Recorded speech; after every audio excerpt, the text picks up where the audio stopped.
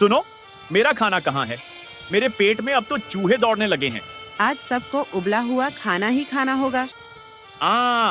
ये क्या बोल रही हो? मुझे कोई बीमारी भी नहीं है। तुम अपने किताब और पाठ को छोड़कर घर गृहस्थी पर कभी ध्यान देते हो? आज घर में एक बूंद भी तेल नहीं है। ऐसा मत कहो। तुम रामू को भेज सकती थी, तुम उसे मंगवा लेती। तुम्हारा दिमाग खराब हो गया है क्या? कल ही रामू को 1 महीने की छुट्टी दे दी है। ये सब भूल गए क्या? हाँ, सही कहा, छुट्टी तो दे दी मैंने, पर अब तेल कहाँ मिलेगा? अभी तो मार्केट बंद हो गया। सुबह बोलती तो मैं लेकर आ जाता।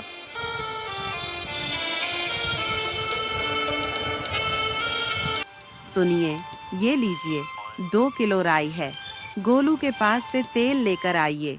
जाइए। ये क्या बात हुई? राई लेकर जाकर तेल लाना पड़ेगा? तुम्हारा दिमाग खराब हो गया है क्या? गोलू को राय देंगे तो वो पीस कर तेल निकाल देगा। तुम लोग पढ़े लिखे नहीं हो ना, इसलिए पता नहीं है तुम्हें। किताब में लिखा था कि राय के अंदर राय का तेल होता है। अभी मैं तुम्हें राय से तेल निकाल कर दिखाता हूं। जो हथौड़ा लेकर आओ।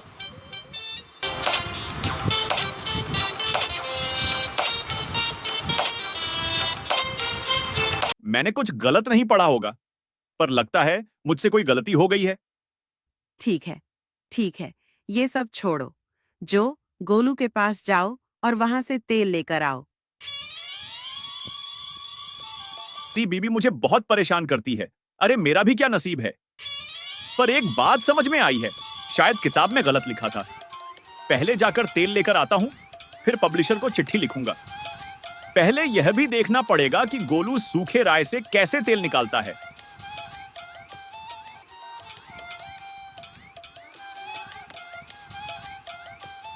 जरा सुनिए दादा। आइए मास्टर जी, बैठिए, मिठाई खाइए, पानी पीजिए, आराम से बैठिए। नहीं नहीं, वापस आऊंगा उसके लिए। आज थोड़ा जल्दी में हूं। क्या हुआ? इतनी जल्दी में क्यों हैं? कुछ पूछो मत। दोपहर में खाना खाने बैठे तो बीबी कहती है तेल खत्म हो गया। वैसे तो हर रोज घर का सरकारी कम काम करता है हमारा, पर आज उसे छुट्टी दे दी है। ओह, ऐसी बात है। आप फिक्र मत कीजिए, मेरा आदमी आपके घर पे तेल पहुंचा देगा। उसकी कोई जरूरत नहीं। हमारे गांव में कहां क्या मिलता है, इसकी जानकारी मुझे होना जरूरी है। अब यह भी देखना पड़ेगा कि वो गोलू टूटी हुई राय लेता है या नहीं। फटा हुआ नोट जैसा कोई लेता नहीं, वैसे ही ये टूटी हुई राय लेगा या नहीं, इस बात में थोड़ा रिसर्च करना पड़ेगा। गोलू का घर उधर है, वो देखिए, वहां राहत है। हाँ हाँ, उसी तरफ जाना पड़ेगा। चलना तो पड़ रहा है, पर कुछ सीखने के लिए थोड़ी मेहनत तो करनी ही पड़ेगी। गोलू, तेल वाले भैया। मास्टर जी, आप यहाँ? अच्छा बताइए, एक बात बताइए, आपका नाम मास्टर जी किसने रखा? असल में मेरा नाम रमेश है।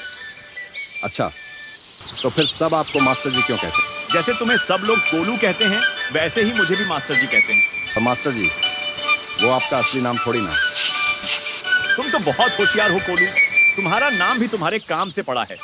आज तो बहुत कुछ सीखने को मिल रहा है। अच्छा मास्टर जी, आप राय लेकर आए हैं? हाँ, लाया तो हूँ, और उसके लिए बहुत मेहनत भी की है। अब बताओ, इससे तेल कैसे निकलेगा, और मैं ये खुद क्यों नहीं कर पाया? मास्टर जी, आपने राय को तोड़ दिया है। आप इसे पीसेंगे नहीं तो तेल कहाँ से निकलेगा? पहले पिसाई करनी पड़ती है। तो मैं समझने में भूल कर गया। इसका मतलब किताब में जो लिखा था वो तो सही ही था। आप जो किताब में पढ़े हैं उसका मतलब समझना जरूरी है। तब तक मैं जाकर आपके लिए तेल निकाल कर लाता हूं।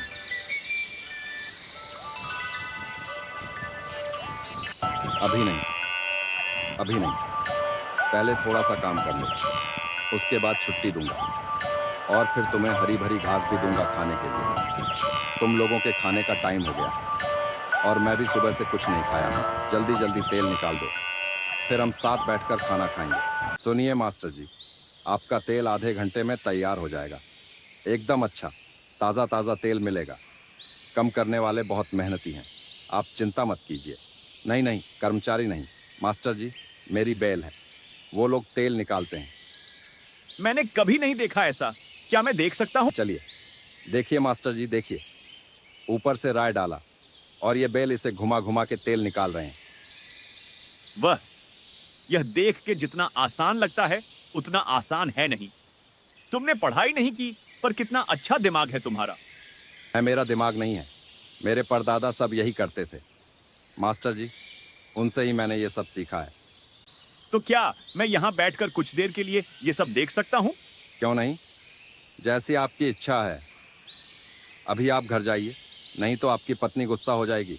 सही कहा तुमने, दे दो मुझे तेल। एक अनपढ़ आदमी राय पीसकर इतना अच्छा तेल निकाल रहा है और मैं पढ़ा लिखा होकर कुछ नहीं कर पा रहा हूं। मुझे उसकी मदद करनी चाहिए। आप ऐसे भागते भागते क्यों वापस आए? मुझे आपकी बहुत बड़ी गलती पता चली है, सुधरोगे तो फायदा होगा। क्या मास्टर जी? जैसे ही बेल अपना काम बंद कर देते हैं, आप उन्हें कुछ कहकर काम शुरू करवा देते हो। तो अगर कभी ऐसा हो गया कि तुम्हें पता ही ना चला कि बेल ने काम बंद कर दिया है, तो तुम्हारा बहुत बड़ा नुकसान हो जाएगा। फिर तुम इस नुकसान का भरण पोषण कैसे करोगे? कुछ सोचा? इस बारे में आपको क्या लगता है कि मुझे समझ में नहीं आता कि वो कब काम छोड़ रहे हैं? अच्छा, ऐसा नहीं है तो फिर कैसे समझते हो? उनके गले में घंटी है। जब वो घंटी बजाते हैं तो मुझे समझ में आ जाता है कि वो रुक गए हैं। फिर जब आवाज रुक जाती है तो मैं अंदर जाकर उनसे बात करता हूँ। अरे वाह, तुमने तो अच्छा दिमाग इस्तेमाल किया है। मैं भी अब अपनी बीवी की चूड़ियों में ऐसी घंटी लगा दूंगा, पर मुझे पता चलेगा कि वो खाना बना रही है या नहीं। सोनी की घंटी बनाकर आपके कंगन में लगा देंगे। पता है, और भी बहुत कुछ बोला। वह मेरी तुलना गोलू के बेल से कर रहे हैं। मैं दिखाऊंगा कि गोलू का बेल कौन है। अगर आप बड़े आदमी हैं तो मैं आपको एक गलती बताऊं? बिल्कुल, अपनी गलती पता चलेगी तभी तो हम आगे बढ़ पाएंगे। बताओ बताओ। आप अभी भी अपने हाथ में तेल की बोतल लेकर घूम रहे हैं। इसका मतलब आप एक बार भी घर पर नहीं गए, है ना? नहीं, क्या होता है, जैसे ही घर के सामने जाता हूँ तुम्हारे बेल का कुछ ना कुछ याद आता है और मैं फिर यहाँ चलता हूँ। घर के कितने पास पहुंचे थे? आप दरवाजे के बाहर ही थे। अगर आप घर पे तेल देके फिर मेरे पास आते तो आपका खाना अब तक बन गया होता। अब आप जाइए और देखिए कि घर पर क्या। जाना तो पड़ेगा, बहुत देर हो गया है।